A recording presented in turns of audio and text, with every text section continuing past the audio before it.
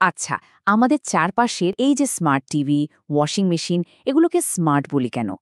এর ভেতরে এমন কি আছে? আসলে প্রত্যেকটা আধুনিক গ্যাজেটের মধ্যেই কিন্তু একটা গোপন মস্তিষ্ক লুকিয়ে থাকে। চলুন আজকের আলোচনায় সেই রহস্যময় মস্তিষ্কের সাথেই পরিচয় করা যাক। তো আজকের আলোচনায় আমরা কি জানব? প্রথমে দেখব গ্যাজেটগুলো স্মার্ট হয় কি করে। এরপর আমরা এর ব্রেন বা প্রসেসর নিয়ে কথা বলবো। তারপর আসবে মেমোরির কথা, মানে র্যাম আর রম। আর সব শেষে এই ব্রেন আর মেমোরি মিলে কিভাবে একটা সিস্টেমকে চালায় সেটাও দেখে নেব। তাহলে চলুন আমাদের প্রথম এবং সবচেয়ে জরুরি প্রশ্নটা দিয়েই শুরু করা যাক। গ্যাজেটগুলো স্মার্ট হয় কি করে? চলুন এমবেডেড সিস্টেমের দুনিয়ায় ঢোকা যাক। কখনো কি মনে প্রশ্ন এসেছে যে একটা ইউপিআই পেমেন্ট টার্মিনাল বা ধরুন একটা সাধারণ স্মার্ট টিভির রিমোটকে ঠিক কি স্মার্ট বানায়? আমরা তো রোজই এগুলো ব্যবহার করি, কিন্তু এর পেছনের আসল কারিগরিটা কি? চলুন আজ সেই ব্যাপারটাতেই একটু নজর দেয়া যাক। এর পেছনের মূল কারণটা হলো এমবেডেড সিস্টেম। ব্যাপারটা কি?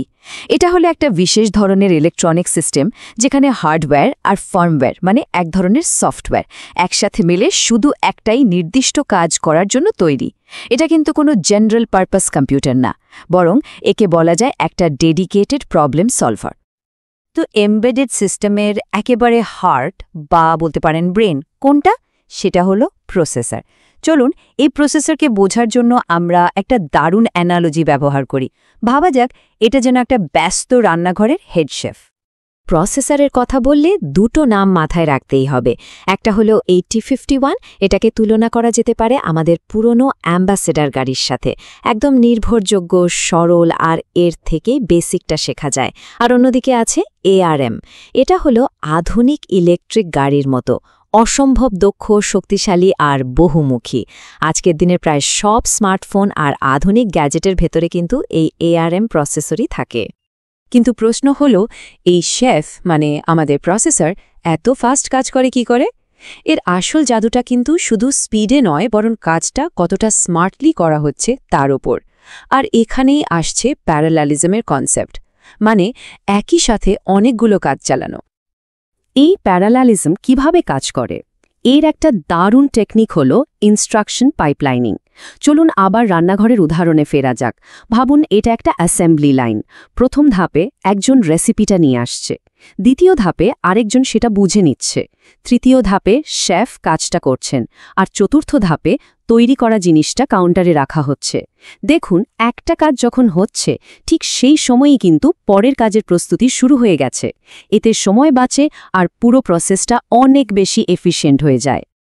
তাহলে একবার ভাবা যাক, প্রসেসর যদি আমাদের শেফ হয়, তাহলে ঠিক কোন জিনিসটা তার কাজকে এত এফিশিয়েন্ট আর রিপিটেবল করে তুলছে? একজন সেরা শেফেরও তো তার রেসিপি বই আর নোটপ্যাড লাগে, তাই না? ঠিক সেভাবেই আমাদের প্রসেসরেরও নির্দেশ আর ডেটা রাখার জন্য একটা জায়গা দরকার। আর সেই জায়গাটাই হলো মেমোরি। চলুন এবার শেফের ভাণ্ডারঘর আর নোটপ্যাডের গল্পটা শোনা যাক। মেমোরিকে আমরা দুটো ভাগে ভাগ করতে পারি।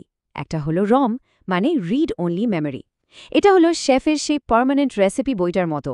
পাওয়ার অফ হয়ে গেলেও এর ভেতরের তথ্য মোছে না। এখানেই সিস্টেমের আসল ফার্মওয়্যার বা মূল নির্দেশগুলো স্টোর করা থাকে। আর দ্বিতীয়টা হলো র্যাম বা র্যান্ডম অ্যাক্সেস মেমোরি। এটা হলো শেফের হাতের লেখার প্যাডটার মতো। যখন যে কাজটা চলছে, শুধু সেই ডেটাটা এখানে থাকে। পাওয়ার অফ, সব ডেটা মুছে পরিষ্কার। আচ্ছা, এই যে রান্নাঘর মানে আমাদের সিস্টেম, এটা সাজানো থাকে কিভাবে? এখানে দুটো মডেল আছে। একটা হলো ভন নিউম্যান আর্কিটেকচার। এখানে রেসিপি মানে ইনস্ট্রাকশন আর উপকরণ মানে ডেটা দুটোই আনার জন্য একটাই রাস্তা, ফলে একটু ট্রাফিক জ্যাম হতে পারে। কিন্তু হার্ভার্ড আর্কিটেকচারে ইনস্ট্রাকশন আর ডেটা আনার জন্য দুটো আলাদা ডেডিকেটেড হাইওয়ে আছে, ফলে একই সময় দুটোই আনা যায়। আর সিস্টেমটা অনেক বেশি ফাস্ট আর এফিশিয়েন্ট হয়ে যায়। এখন কোনো সিস্টেমের জন্য সঠিক মেমরি বেছে নেওয়াটা কিন্তু একটা ব্যালেন্সিং অ্যাক্টের মতো। একজন ইঞ্জিনিয়ারকে চারটে জিনিস মাথায় রাখতে হয়: খরচ, স্পিড, সাইজ বা ক্যাপাসিটি, আর কতটা পাওয়ার খরচ হবে। হয়তো খুব ফাস্ট মেমরি দরকার, কিন্তু সেটার দাম অনেক বেশি। তাই প্রত্যেকটা ডিজাইনের জন্য এই চারটের মধ্যে সঠিক কম্বিনেশনটা খুঁজে বের করাই হলো আসল চ্যালেঞ্জ।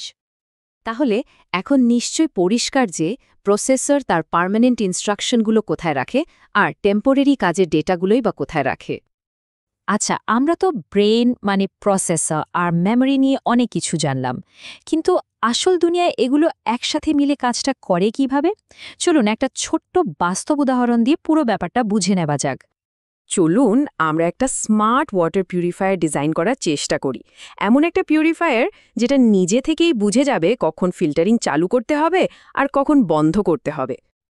তো এর লজিকটা কিভাবে কাজ করবে? দেখুন, খুবই সহজ। প্রথম ধাপে একটা সেন্সর জলের কোয়ালিটি চেক করে একটা ইনপুট পাঠাবে। দ্বিতীয় ধাপে এই ইনপুট ডেটাটা চলে যাবে সোজা প্রসেসরের কাছে। তৃতীয় ধাপে প্রসেসর তার মেমোরিতে থাকা রেসিপি বই বা ইনস্ট্রাকশন দেখবে। আর ফাইনালি চতুর্থ ধাপে প্রসেসর একটা আউটপুট সিগন্যাল পাঠিয়ে ফিল্টার মোটরটা চালু বা বন্ধ করে দেবে। ইনপুট, প্রসেস, ডিসিশন আর আউটপুট, এই 4টে ধাপে পুরো কাজটা হয়ে গেল। তাহলে চলুন পুরো ব্যাপারটা একবার চট করে রিক্যাপ করে নিই আমাদের শেফের রান্নাঘর অ্যানালজি দিয়ে। প্রসেসর, সে হলো আমাদের হেড শেফ। রম, ওটা হলো পার্মানেন্ট রেসিপি বই। র্যাম, শেফের হাতের লেখার নোটপ্যাড। আর পাইপলাইনিং, সেটা হলো রান্নাঘরের সুপার ফাস্ট অ্যাসেম্বলি লাইন। এই ছবিটা মাথায় রাখলেই পুরো কনসেপ্টটা একদম জলের মতো পরিষ্কার হয়ে যাবে। আসলে এই যে এমবেডেড সিস্টেমে প্রসেসর, মেমরি, আর্কিটেকচার, এগুলো হলো প্রযুক্তির আসল বিল্ডিং ব্লক। এগুলোকে বোঝা মানে শুধু পরীক্ষার জন্য পড়া নয়, এটা হলো ভবিষ্যতের টেকনোলজি তৈরি করার প্রথম ধাপ। আজকের স্মার্ট হোম থেকে শুরু করে ভবিষ্যতের এআই চালিত সিস্টেম, সবকিছুর মূলে কিন্তু এই ফান্ডামেন্টাল কনসেপ্টগুলোই রয়েছে। বিল্ডিং ব্লকগুলো কিন্তু খুবই সহজ, আর সেগুলো এখন আমাদের হাতের মুঠো। আসল প্রশ্নটা হলো, এগুলোকে কাজে লাগিয়ে নতুন কি তৈরি করা যেতে পারে? ভবিষ্যতের পথটা কিন্তু আমাদের মতো ইঞ্জিনিয়ারদেরই তৈরি করতে হবে।